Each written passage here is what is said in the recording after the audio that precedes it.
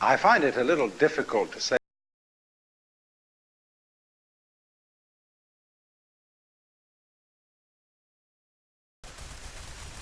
I'm going to talk about what there is. Now, the first thing, though, that we have to do is to get our perspectives with some background about the basic ideas which influence our everyday common sense, our fundamental notions about what life is about. Ideas of the world which are built into the very nature of the language we use and of our ideas of logic and of what makes sense altogether. And these basic ideas I call myth, not using the word myth to mean simply something untrue, but to use the word myth in a more powerful sense. A myth is an image in terms of which we try to make sense of the world.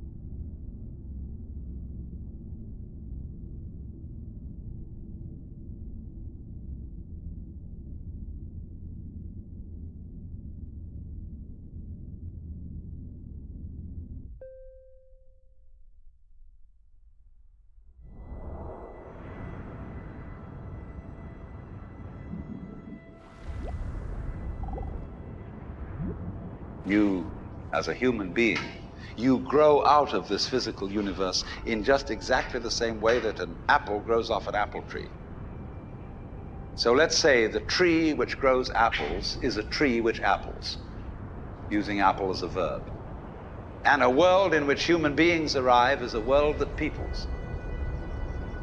And so the existence of people is symptomatic of the kind of universe we live in. Just as hair on a head is symptomatic of what's going on in the organism. But we have been brought up not to feel that we belong in the world. So our popular speech reflects it. We say, I came into this world. You didn't, you came out of it. We say, face facts. We talk about encounters with reality, as if it was a head-on meeting of completely alien agencies, and the average person has the sensation that he is a somewhat that exists inside a bag of skin, the center of consciousness, which looks out at this thing, and what the hell's it going to do to me? I recognize you, you kind of look like me, and I've seen myself in a mirror, and you look like you might be people. So maybe you're intelligent, maybe you can love too. And perhaps you're all right. Some of you are anyway. You've got the right color of skin, or you have the right religion, or whatever it is, you're okay. But there are all those people over in Asia and Africa, and they may not really be people. When you want to destroy someone, you always define them as unpeople.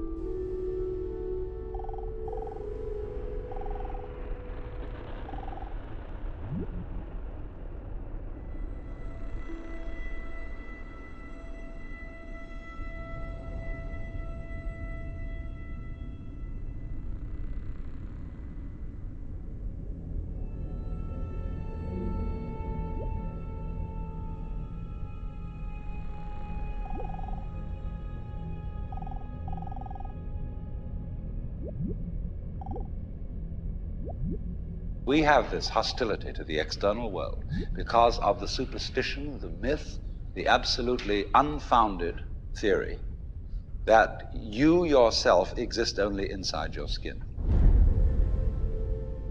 Now, I want to propose another idea altogether. Billions of years ago, you were a Big Bang. But now you're a complicated human being.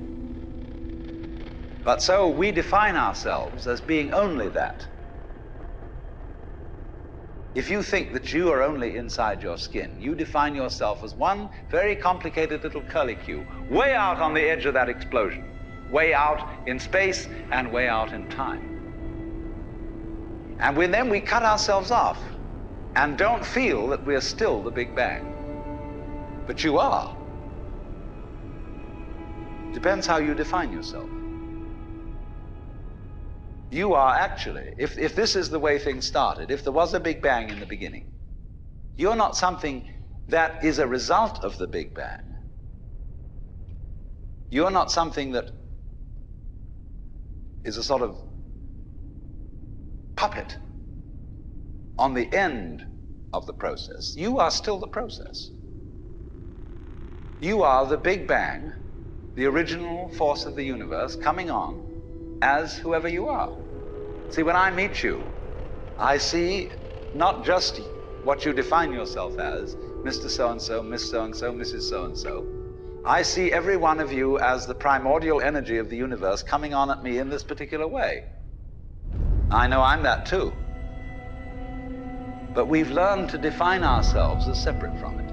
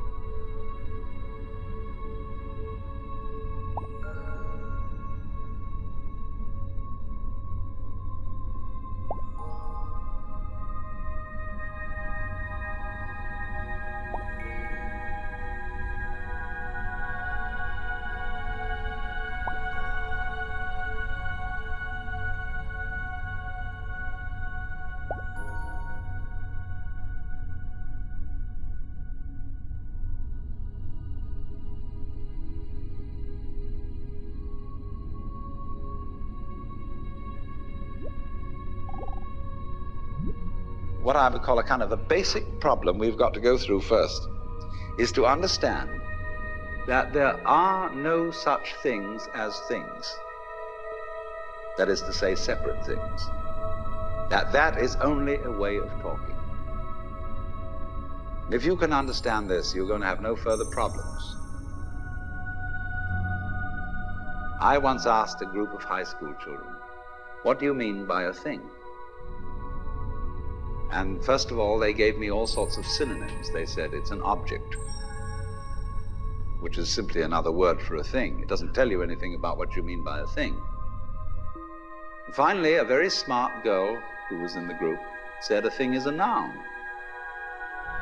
And she was quite right. A noun isn't a part of nature, it's a part of speech. There are no nouns in the physical world. There are no separate things in the physical world either. See, the physical world is wiggly. The clouds, mountains, trees, people are all wiggly. And only when human beings get working at things, they build buildings in straight lines and try and make out that the world isn't really wiggly. But here are we sitting in this room all built on straight lines, but each one of us is as wiggly as all get out.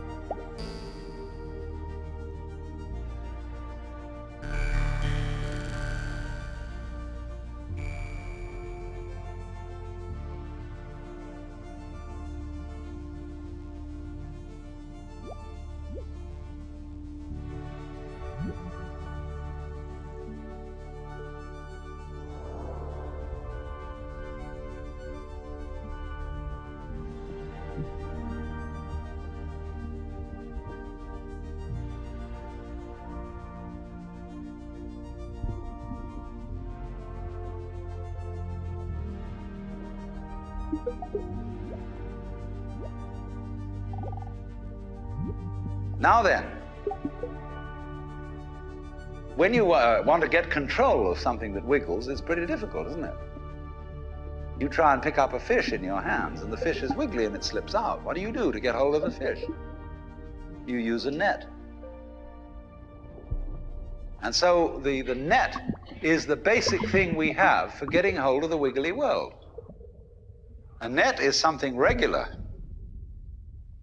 And I can number the holes in a net. So many holes up, so many holes across. And if I can number these holes, I can count exactly where each wiggle is in terms of a hole in that net. But in order to do that, I've got to break up the wiggle into bits. And I've got to call this a specific bit, and this the next bit of the wiggle, and this the next bit, and this the next bit of the wiggle. And so these bits are things which I mark out in order to talk about the wiggle, in order to measure it, and therefore in order to control it. But in nature, in fact, in the physical world, the wiggle isn't bitted.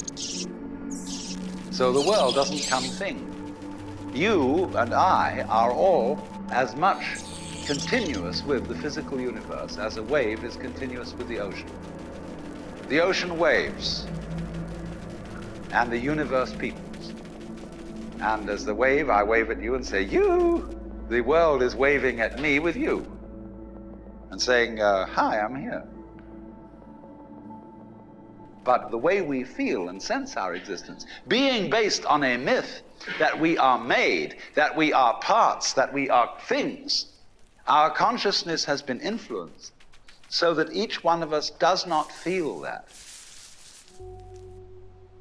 We feel we have been hypnotized, literally hypnotized, by social convention into feeling and sensing that we exist only inside our skins, that we are not the original bang, but just something out on the end of it. And therefore we are scared stiff. Because my wave is going to disappear. And I'm going to die. And that would be awful.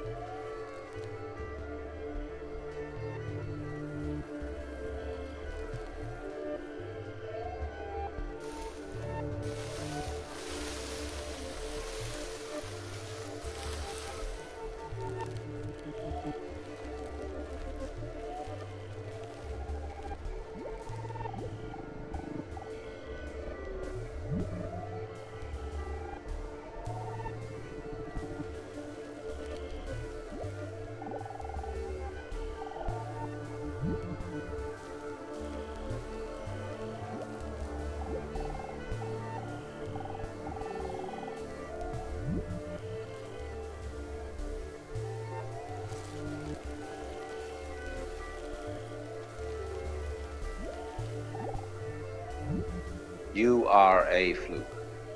You are a separate event. And you run from the maternity ward to the crematorium, and that's it, lady. Now, why does anybody think that way? There's no reason to, because it isn't even scientific. It's just a myth. And it's invented by people who wanted to feel a certain way. They want to play a certain game.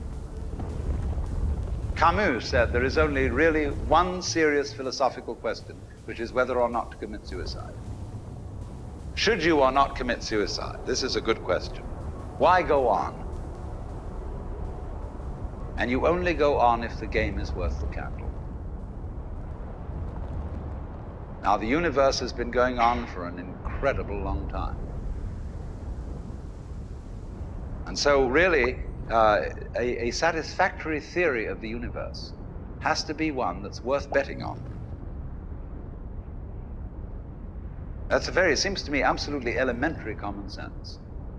If you make a theory of the universe which isn't worth betting on, why bother? Just commit suicide. But if you want to go on playing the game, you've got to have an optimal theory for playing the game.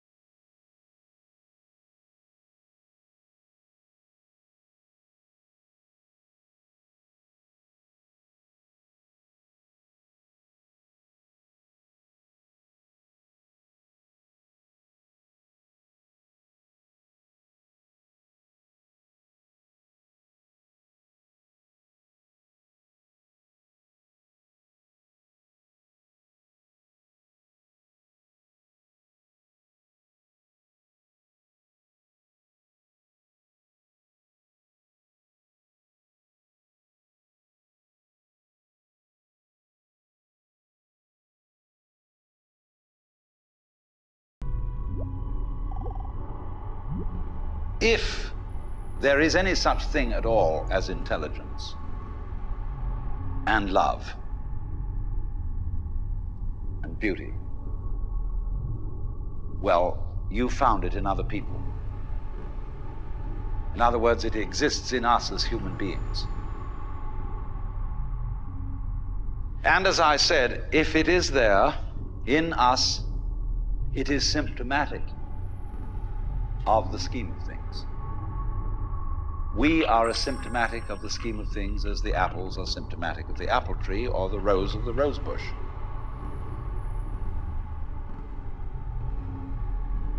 The earth is not a big rock infested with living organisms, any more than your skeleton is bones infested with cells. The earth is geological, yes, but this geological entity grows people. And our existence on the earth is a symptom of the solar system and its balances, as much as the solar system in turn is a symptom of our galaxy.